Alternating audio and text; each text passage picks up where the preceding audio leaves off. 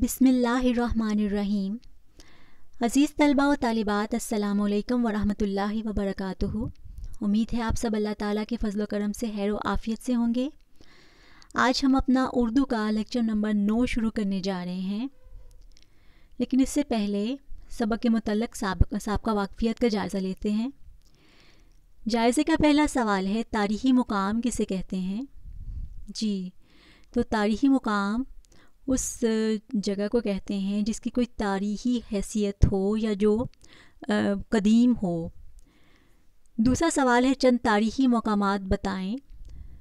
تو آپ جانتے ہیں کہ پاکستان میں بہت سے تاریخی مقامات ہیں، جن میں سے خاص طور پر لاہور کے تاریخی مقامات، جن میں شاہی قلعہ لاہور، مینار پاکستان، مقبرہ جہانگیر، مقبرہ نورجہاں وغیرہ شامل ہیں۔ تیسرا سوال ہے، آپ نے ان میں سے کس کس کی سیر کی ہے؟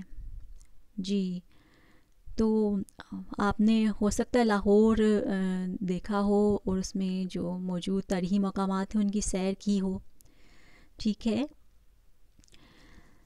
اب چلتے ہیں آج کے موضوع کی طرف۔ تو آج ہم مضمون نویسی کے اصول جانتے ہوئے قواعد و انشاء صفحہ نمبر 152 سے مضمون تاریخی مقام کی سیر پڑھیں گے، لیکن اس سے پہلے مضمون نویسی کے اصول جان لیتے ہیں کہ آپ کو جس موضوع پر مضمون لکھنا ہو، پہلے اس سے متعلق تمام ضروری مواد ایک خاص ترتیب کے ساتھ اپنے ذہن میں جمع کر لیں، اور پھر اپنے مضمون میں ہمیشہ چھوٹے چھوٹے اور آسان جملے جو ہیں وہ لکھتے ہوئے مضمون کو ترتیب دیں۔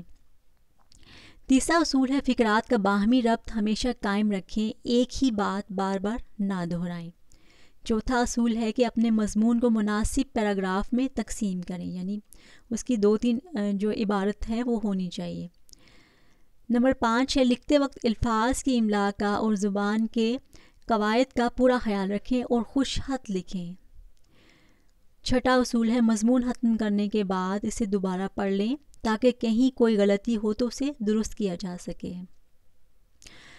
عزیز طلبہ، آج کا مضمون تاریخی مقام کی سیر جو ہے وہ رداد کے ساتھ اس کی نسبت ہے، یعنی یہ رداد کی ایک صنف ہے، اور رداد کے بارے میں آپ جانتے ہیں کہ یہ زمانہ ماضی میں لکھی جاتی ہے اور اپنے اور دوسروں کے احساسات لکھے جاتے ہیں، اور واقعات میں تبدیلی نہیں کی جاتی بلکہ من و عن سنایا جاتا ہے، اور تخیل کی آمیزش جو ہے وہ کی جاتی ہے اس میں، اور الفاظ میں تصنع اور بناوٹ نہیں ہوتی، لیکن رنگینی کے لیے دلکشی جو ہے وہ اس میں قائم رکھی جاتی ہے، اور تصویر کشی ایسے کی جاتی ہے کہ پڑھنے والا جو ہے اس میں دلچسپی لے۔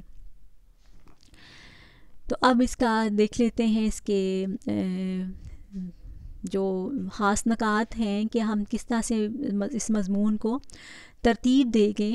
تو سب سے پہلے ہے جو ہے وہ اسکول کی انتظامیہ، یعنی کہ جو کوئی اس طرح کا مطالعاتی دورہ ہوتا ہے تو اس کو اسکول کی انتظامیہ جو ہے اس کا انتظام کرتی ہے، مطلب اسکول کی طرف سے اس کا انتظام کیا جاتا ہے کہ تفریحی دورہ، اور اس کے بعد یہ کہ طلباء کا جوش، یعنی طلباء جو ہے بہت خوش ہوتے ہیں، اور اس کے بعد سیر کی تیاری جو کی جاتی ہے، تمام طلباء اپنے اپنے گھروں سے تیاری کرتے ہیں، پھر اسکول آ کر بھی کچھ اس کا اہتمام کیا جاتا ہے۔ تو اگر آپ نے جانا ہے مقبرہ جہانگیر پر، تو مینار پاکستان مطلب لاہور میں جو ایک خاص جو بات ہے، خاص حیثیت ہے مینار پاکستان کی، بادشاہ مسجد کی، اور مقبرہ جہانگیر جو اس کے بارے میں کچھ بات ہو جائے تو وہ بہت شاندار مقبرہ ہے، سنگ مرمر سے جو ہے وہ بنایا گیا ہے۔ تو مقبرے کی سیر سے بچے جو ہیں وہ لطف اندوز ہوتے ہیں، وہاں پر دوپہر کے وقت کھانا بھی کھایا جاتا ہے، اور پھر کچھ بچے جو ہیں وہ کھیلتے ہیں، اور اس طرح سے واپسی کا سفر جو ہے وہ شروع ہوتا ہے۔ تو اب چلتے ہیں آج کے مضمون کی طرف۔ اردو قواعد و انشاء کے صفحہ نمبر 152 میں آپ کو یہ مضمون مل جائے گا کہ اپریل کا مہینہ تھا، ہماری کلاس کے انچارج آپ کچھ بھی اس کا نام لے سکتے ہیں، نے ہمیں یہ خوشخبری سنائی کہ اسکول انتظامیہ نے پروگرام بنایا ہے کہ کل 6ٹھی 7ویں اور 8ویں جماعت کے طلباء جہانگیر کے مقبرے کی سیر کے لیے جائیں گے۔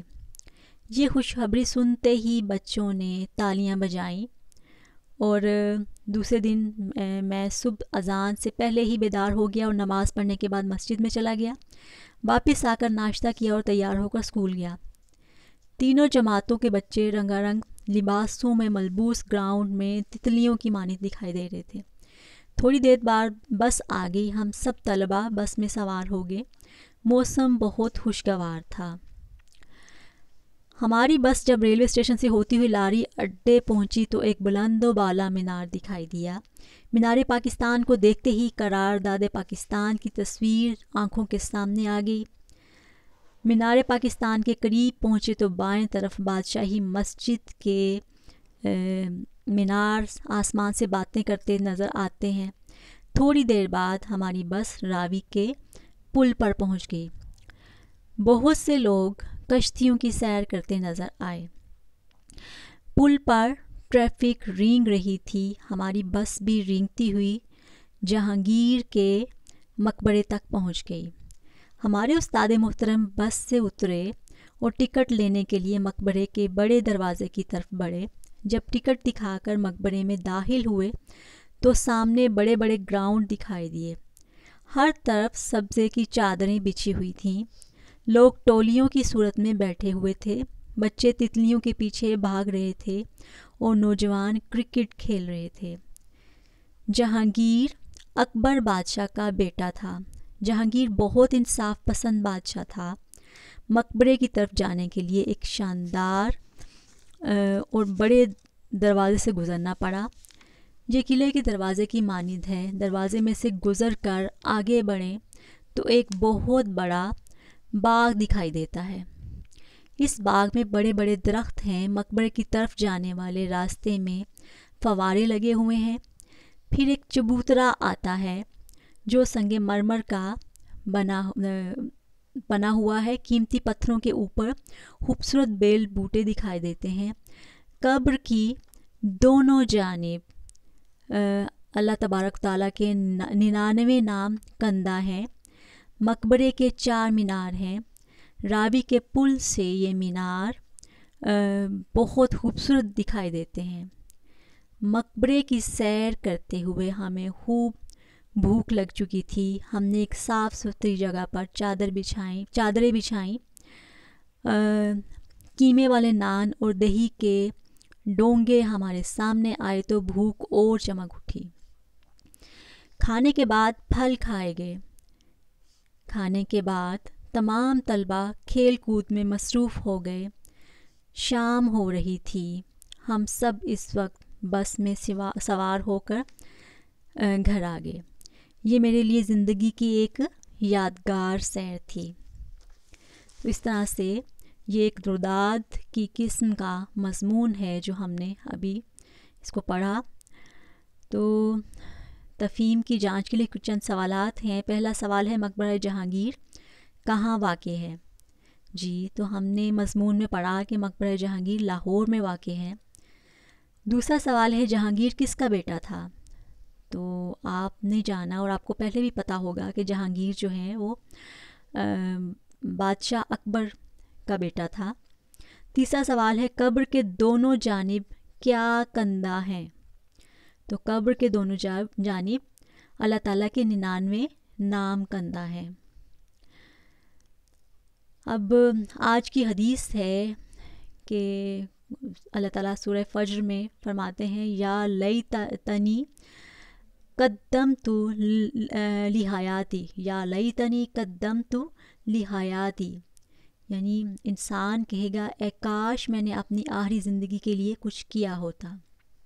ٹھیک ہے، مطلب ہم اپنی دنیا کی زندگی کو بہتر بنانے کے لیے اپنے آخرت کو بھول جاتے ہیں، اور پھر قیامت کے روز جب اللہ تعالیٰ کے سامنے جواب دہ ہونا پڑے گا تو پھر انسان یہ کہے گا کہ اے کاش میں نے اپنی آخری زندگی کے لیے بھی کچھ کیا ہوتا۔ تو ہمیں اپنی آخرت کو سنوارنے کے لیے ہر پل نیک اعمال کرنے ہیں اور اللہ تعالیٰ کو راضی کرنے کی کوشش کرنی ہے۔ تو گھر کا کام نوٹ کر لیجئے۔ اردو قواعد و انشاء صفحہ نمبر 152 153 سے مضمون تاریخی مقام کی سیر یاد کریں۔ اس کے ساتھ ہی مجھے اجازت دیجیے، انشاءاللہ اگلے لیکچر کے ساتھ پھر ملیں گے، تب تک کے لیے اللہ حافظ۔